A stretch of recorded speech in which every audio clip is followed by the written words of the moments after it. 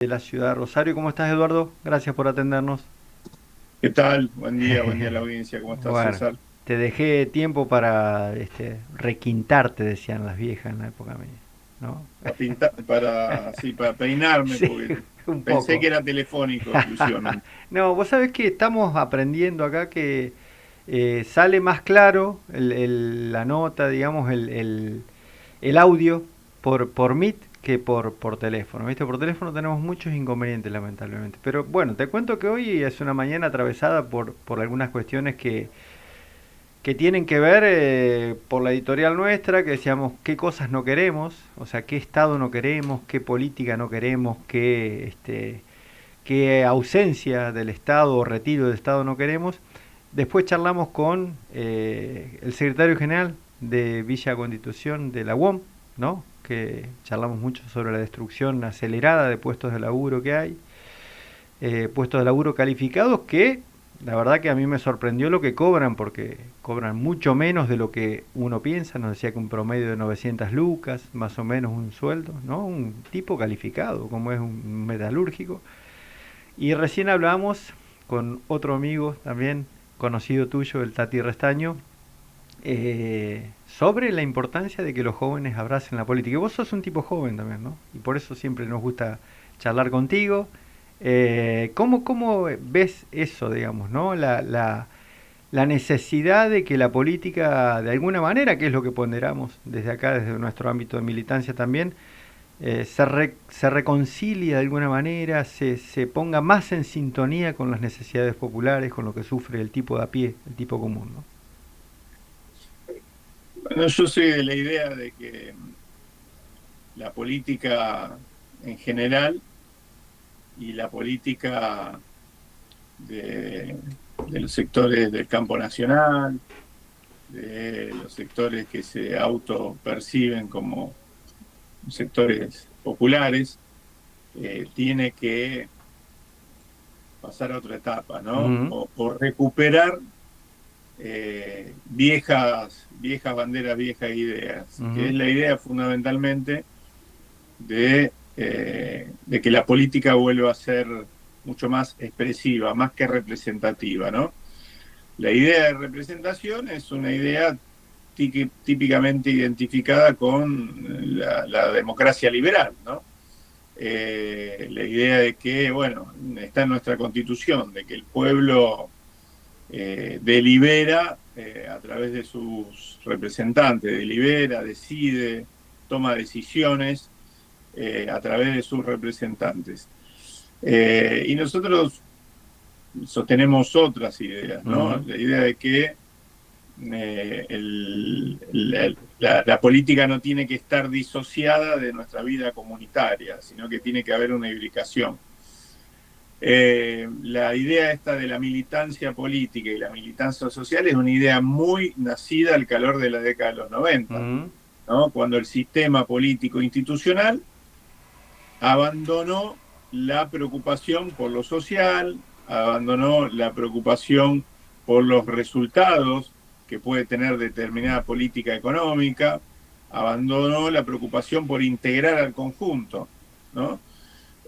Y ahí aparece esta disociación. Era muy propio de los 90. Yo empecé a militar en la década de los 90 porque, para desmentirte un poco, no soy tan joven, tengo 47 años.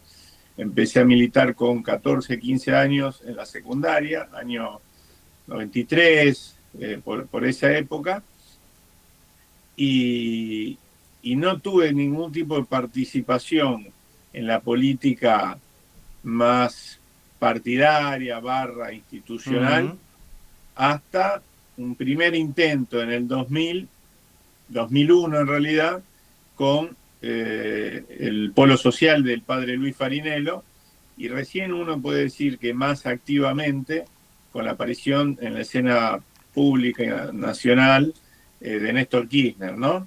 Que de alguna manera llevó adelante todo un proceso de intento de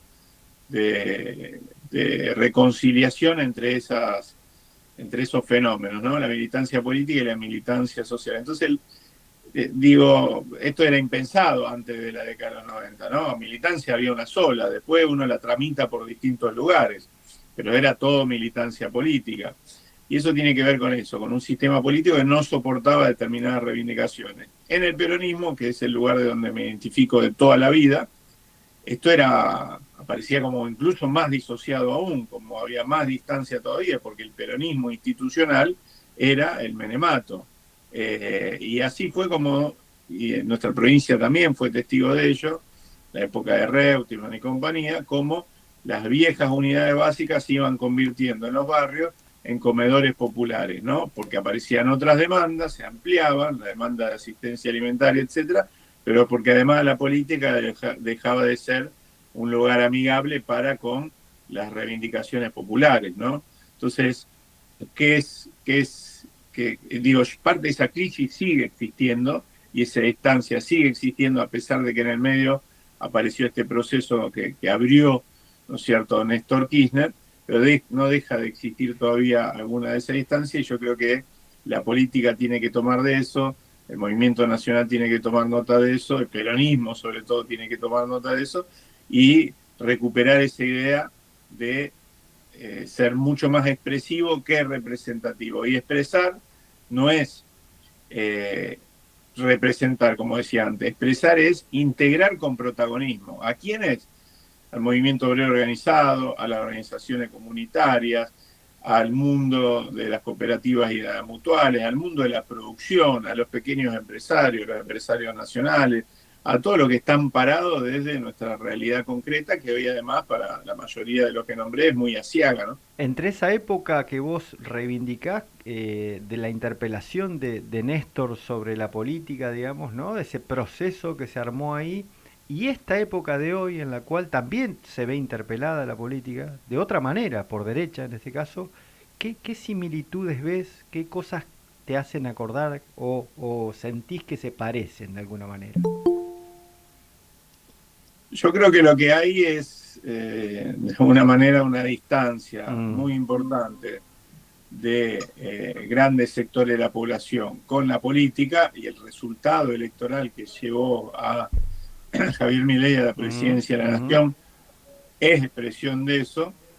Eh, Creo que tiene que ver con la imposibilidad de la política de resolver algunos de los grandes problemas que tienen los argentinos. ujú, Y lo que para cualquier otra fuerza política, como puede ser el PRO, quizás no lo atraviesa críticamente esa situación, para el peronismo esto pasa a ser un gran problema, ¿no? Para otra fuerza puede ser un problema menor, para el peronismo un gran problema. ¿Por qué? Porque nadie le va a exigir al PRO que defienda los derechos de los laburantes, ujú, ¿no? Nadie le va a exigir al PRO que defienda la producción nacional. Nadie le va a exigir al PRO que defienda las pymes.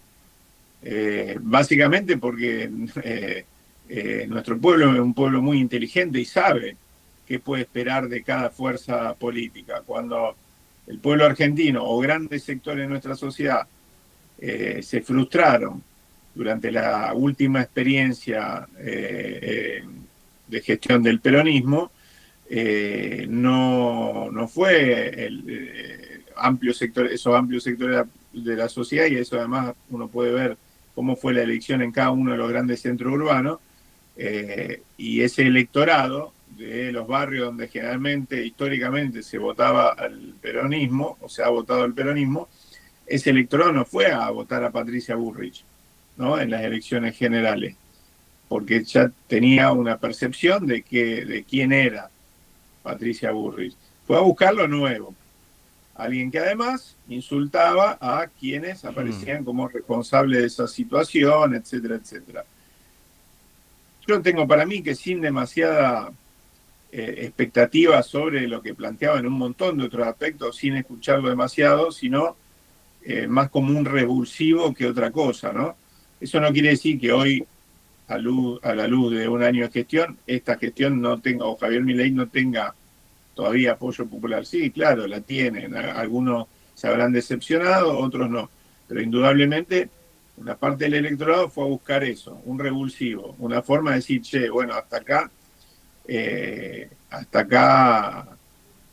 llegamos, ¿no? Y lo que debe tomar nota del peronismo es, bueno, cómo se llegó hasta acá. Y en algún sentido es un escenario muy similar al de fines de la década de los 90, principios de los 2000, donde aparecía esa insatisfacción para con el sistema democrático, ¿no?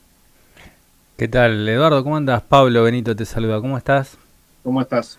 Bien, bien. Vos sabés que estaba pensando en términos futboleros, cuando decía el revulsivo, estaba pensando en un equipo, que, por ejemplo, que te puede llegar a representar, que todos juegan parados. Vos sabés que juegan por Gano, que juegan por la plata, para mantener el puesto, o sea, que no lo saquen, pero que no meten un suplente. Vas perdiendo 6-0, ¿no? Vas perdiendo 6-0 y nadie dice nada, ¿viste? Están mirando la hora a ver para cuándo se pueden ir a la casa y aparece un revulsivo. O sea, aparece alguien que pide la pelota, los otros no, nadie pide la pelota, nadie juega, nadie se juega, nadie tira un pase largo porque se puede llegar a equivocar. Y aparece un revulsivo, como Javier Milei, que pide la pelota, que la juega, que putea a los jugadores, Arenga, que dice, arenga. que claro, dice, no podemos estar perdiendo por 6-0, ¿no? Y la verdad que es lógico que, si vos lo ves desde ahí, es lógico que incluso que haya ganado y que siga con esa tarea de revulsivo, que obviamente el revulsivo en algún momento tiene que meter un gol, ¿no? Digamos, no solamente decir, che, voy a meter un gol, sino meterlo. Pero ahora, yo me pregunto también cómo el peronismo le carece de figuras revulsivas. Yo tengo una, me la pongo en el bolsillo, pero de revulsivo, digamos, prácticamente parecen como avergonzados de decirse peronistas. Yo lo digo mucho en el programa que tengo a la tarde, es como que vos estás aguantando los trapos de algo que nunca fuiste, en mi caso, kirchnerista, por ejemplo, pero hay esa faltante de la característica de lo que fue el peronismo, que tiene que ser transformador y hasta te diría revolucionario. Hay hasta vergüenza de decirse peronista, o de Cuca te dicen, no, ¿cómo es? Pero ¿no te parece eso como que una vez fue proscripto y ahora está siendo autoproscripto por sus propios integrantes, por muchos de sus propios integrantes, no todos por supuesto, pero ¿no te parece que está pasando eso como una cierta vergüenza de decirse, che, yo me planto acá, yo soy esto, y mi ley es esto, para mí, ¿no? ¿No te parece? Sí, yo creo que no es nuevo eso, ¿no? Yo creo que hay una... Digo, lo que no quiere decir que uno, digo, en política tiene que entender digo, las grandes transformaciones se hacen con mayorías y esas mayorías se componen a través de alguna manera, de distintas sensibilidades políticas, de distintas perspectivas, distintas miradas político-ideológicas, etcétera, etcétera, y eso exige gran flexibilidad a la hora de hacer política, ¿no? Para construir esa mayoría. Dicho eso, sí creo que desde hace bastante tiempo para acá, la aparición de los gurúes de la comunicación, los consultores, los que se la saben todas, etcétera, han instalado de alguna manera determinado manual de estilo en la dirigencia política superestructural, ¿no? Y viene a colación de lo que hacía referencia antes, la dirigencia de los que creen en todos los partidos políticos que los problemas de la sociedad se resuelven entre dirigentes políticos hablando con dirigentes políticos, en el mejor de los casos, porque después están los que creen que se resuelve con dirigentes políticos hablando y rosqueando con empresarios, con el capital, básicamente, sí. ¿No? Pero en el mejor de los casos aparece esto, y es la famosa sucesión de fotos en las redes sociales de dirigentes políticos reunidos diciendo me reuní con tal y hablamos de tal cosa, ¿no? Cosa que a mí y soy alguien que se dedica a la política y que tiene 500 reuniones por día de esas, y sin embargo me revienta ver en la comunicación eso, y quiero decir que en algún momento puedo haber caído, porque seguro alguno se va a meter en mi red y va a decir, che, pero acá tenés una foto con tal diciendo, porque a veces necesita comunicarlo. Ahora, si la política es eso, estamos al horno. Y la aparición de los consultores, etcétera, yo me acuerdo que en un momento cuando aparece como una estrella fulgurante el PRO, de golpe se puso de moda las camisas celestes y las camisas rosas, así tipo pastel, y todo el mundo se vestía igual, y de golpe aparecieron las camperas puedo decir una marca, creo que es Uniqlo o algo así, la de los canelones azules, y todo el mundo se vestía, y parecía que... Y lo que pasa que dirigentes de distintas extracciones políticas se sentaban a hablar y a definir comunicación, estrategia de marketing, etcétera, con los mismos tipos, ¿no? Y ahí estás en un problema, ¿no? Yo creo que no hay que tener vergüenza absolutamente de nada, y mucho menos de las convicciones que uno tiene. Sí creo que una cosa es eso, otra cosa es ser un termo, un obcecado, y de alguna manera pretender que los grandes problemas de la Argentina se van a resolver desde una cuestión exclusivamente encerrándose en lo identitario y en el negocio de la grieta, que también es otro gran negocio, ¿no? Cultivar un nicho, extremar posiciones en contradicciones de cuarto, quinto orden, que te impiden, llegado el momento, poder sentarse con algunos otros sectores políticos para resolver algunos grandes problemas de la Argentina. Yo doy un ejemplo de todo el año pasado.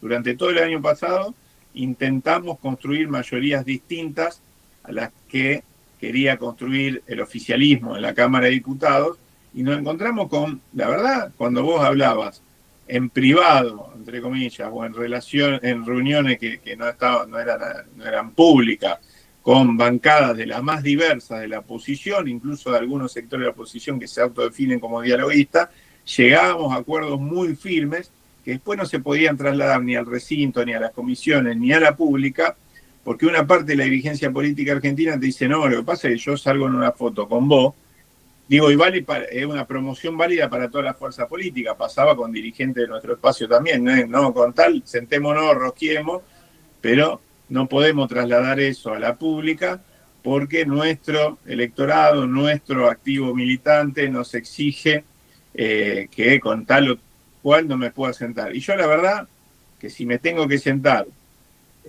con el diablo para ponerle un freno a Milei, mientras el diablo no me lleve al infierno, lo voy a hacer, básicamente, Bien, porque bien. yo no hago política Está claro, para preservar una imagen, está un claro. prestigio. Hago política con un objetivo que entiendo yo es trascendente, ¿no? Está claro. Edu, te mandamos un abrazo porque tenemos otra nota ahí Sí, perdón, yo por ahí siguiendo. me No, no, engancho y... está bárbaro. Se nos fue un poquito. En realidad arrancamos más tarde con las entrevistas hoy, así que bueno, se fue corriendo los tiempos. Te mandamos un abrazo grande. Gracias por participar siempre con nosotros. Un abrazo. Ok, Bueno. abrazo muy grande.